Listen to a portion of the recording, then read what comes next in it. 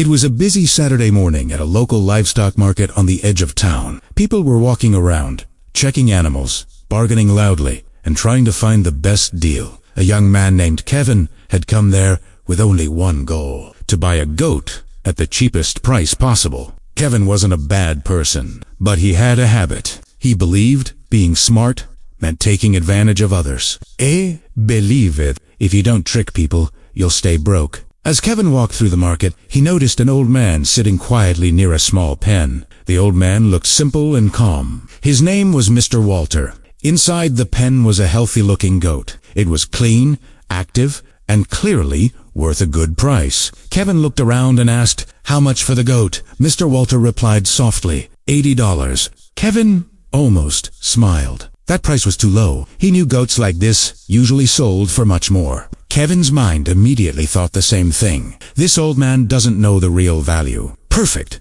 Kevin tried to hide his excitement and said, "Okay, I'll buy it." Then he paused and added casually, "But I'm warning you, I don't want any fraud. If this goat has a problem, I'll come back." Mr. Walter nodded peacefully. "No problem. You can take it." Kevin paid the money, took the goat, and walked away, feeling proud, like he had won. But just a few steps away, Kevin noticed something strange. The goat stopped walking properly. Its leg was slightly injured, not badly, but enough to notice. Kevin's smile faded. He got angry. He turned back and stormed toward Mr. Walter. "Hey, this goat is injured. Why didn't you tell me?" Mr. Walter looked at him calmly and said, "I didn't hide anything." Kevin snapped. "Then why are you selling it so cheap?" Mr. Walter replied softly, "Because it's injured. That's why I lowered the price." Kevin froze. For a second, he didn't know what to say, because the truth was, he thought he was tricking the old man. But the old man wasn't fooled at all. Kevin felt embarrassed,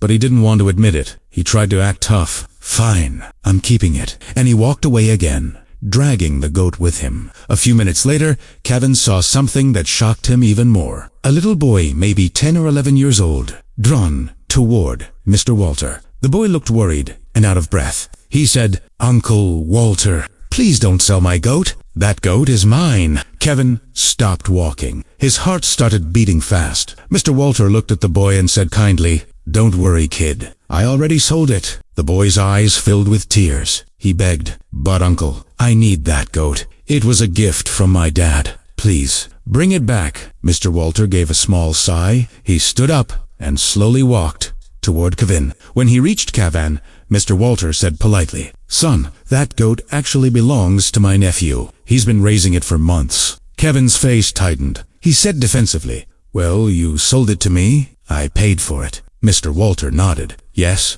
you did." Then he looked at the goat and said calmly, "But now I'm asking you as a favor. Return it to him." Kevin laughed. "Why would I do that?" Mr. Walter's voice stayed gentle. "Because the boy loves it, and I made a mistake by putting it for sale." Kevin crossed his arms. "No, it's mine now." The boy was crying in the background, and Kevin felt something he wasn't used to feeling. Guilt, but pride was stronger than guilt. So Kevin turned around to leave. Mr. Walter suddenly said one sentence that hit Kevin like a punch. He said, "Son, I sold it cheap because the goat has an injured leg." Kevin stopped. Mr. Walter continued, "But this boy, he doesn't care about the injury. He doesn't care about money. He cares about the goat because his family to him." Kevin looked at the boy again. The boy wasn't acting. His tears were real. His pain was real. For the first time, Kevin saw himself clearly. He realized he came here only to take advantage. But this kid came here only with love.